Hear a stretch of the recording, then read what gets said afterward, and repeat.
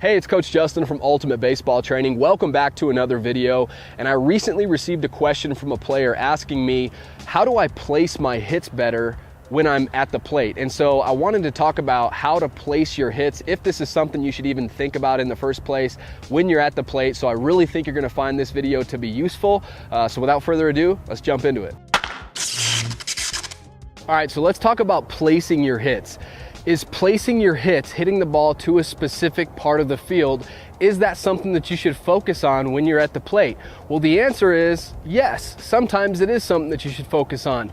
But a lot of the times the pitcher is actually going to dictate where you hit the ball, and we'll talk about that more in just a couple minutes. But when is it appropriate to place your hits? Well, certain situations call for it. For example, if there's a runner on first base and you look down to the third base coach and he gives you the hit and run sign, well then obviously a hit and run, especially for a right-handed hitter, you're trying to hit a hard ground ball to the right side of the infield, right? And so in that situation, absolutely it makes sense to place your hits. Same thing with, runner on third base, less than 2 outs. What are you trying to do? You're trying to hit a ball deep into the outfield, hit a sac fly, drive in that run, get an RBI, help your team win, right? Looking for something elevated in the zone. You're looking to get underneath it and hit a sac fly there. So you're looking to place that ball somewhere, right? How about a runner on second base, no outs? Maybe you're trying to hit behind the runner. How about infield in or infield back? So yes, there are absolutely situations that call for placing your hits. However, typically, if there's nobody on base, right? If you're the first hitter in an inning, there's nobody on base, you're up here kind of free swinging. Usually in this circumstance, the pitcher should dictate where you hit it, okay? You shouldn't really be manipulating your swing. You should just work on it a lot in practice, work on hitting the different contact points, and then that's gonna transfer into a real game. So what do I mean by contact points? Well, every single location has a different contact point, okay? So if I just place this tee right in the middle of the plate, it's a fastball right over the middle of the plate, about belt high. Well, where I want to make contact with this particular pitch is different than where I'd want to on an inside pitch or an outside pitch. So for this particular pitch right here, where I'd want to make contact is just about even or a little bit out in front of my front foot. And it's in the middle part of the plate. So if he throws a fastball, or any pitch for that matter, if he throws it over the middle of the plate, I shouldn't be trying to pull this pitch.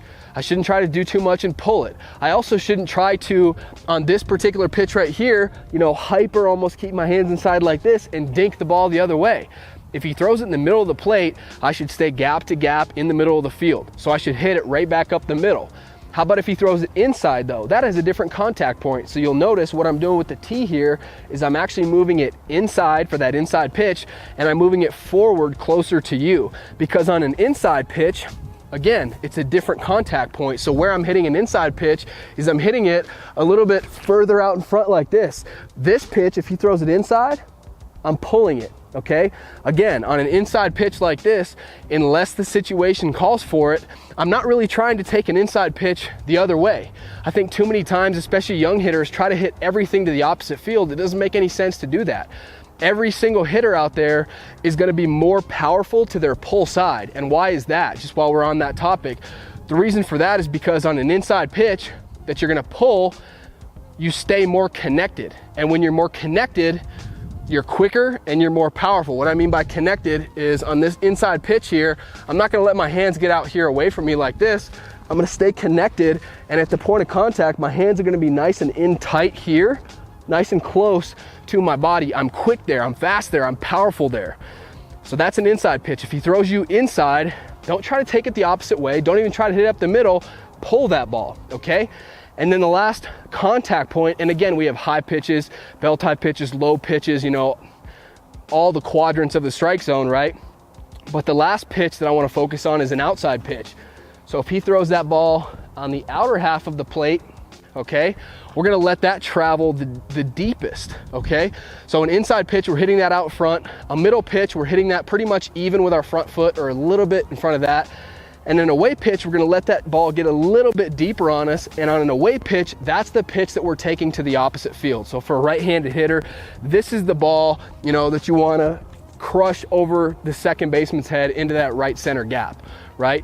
But I think it's very, very important to understand that usually you're not the one that dictates where you're hitting the baseball. you're not the one that's placing your hits.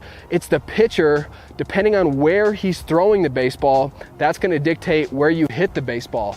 And also what pitch he's throwing. If he throws an off-speed pitch, a lot of the times one of the best pieces of advice for hitting an off-speed pitch is to wait for it. Sit back, wait, and try to hit that ball to the opposite field, because too many players get out over their front foot and they get jumpy with off-speed pitches and they end up swinging and missing or rolling over. So if you stay back, because it's a slower pitch, you stay back and you wait for that ball, to break, and you hit it to the opposite field, that usually is really beneficial for players. So to sum all this up, are there situations that you should place your hits? Absolutely, but typically the pitcher is going to dictate where you hit the ball, and this is what I encourage you to focus on as a hitter. Hit the ball where it's pitched. So if he throws you, again, a pitch over the middle of the plate, stay in the middle of the field. If he throws you an inside pitch, pull it. If he throws you a pitch on the outer half of the plate, hit it to the opposite field. Hit the ball where it's pitched. And a great thing to focus on in practice, too many times I see this from hitters. They put the tee about right there, a middle pitch, about belt high, and they take 100 swings with this pitch right here. And wouldn't that be nice if mid-game we could kind of, hey, time up, we could kind of tell the pitcher, hey, I've been working on the tee this week on that middle pitch, right over the middle of the plate, belt high, throw it there for me. That'd be great if you could do that, right?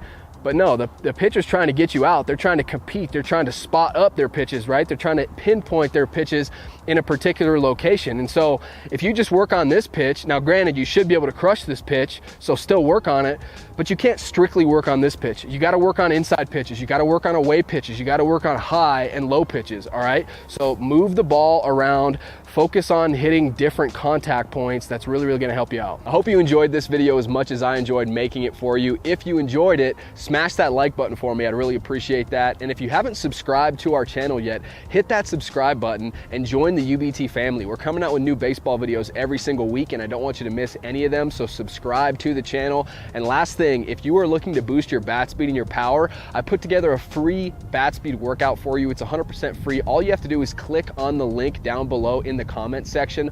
I'll leave that link in the first comment and I'll pin that comment, so it's super easy for you to find. So go grab your free bat speed workout, subscribe to the channel. Thank you so much for watching. I'll see you next time.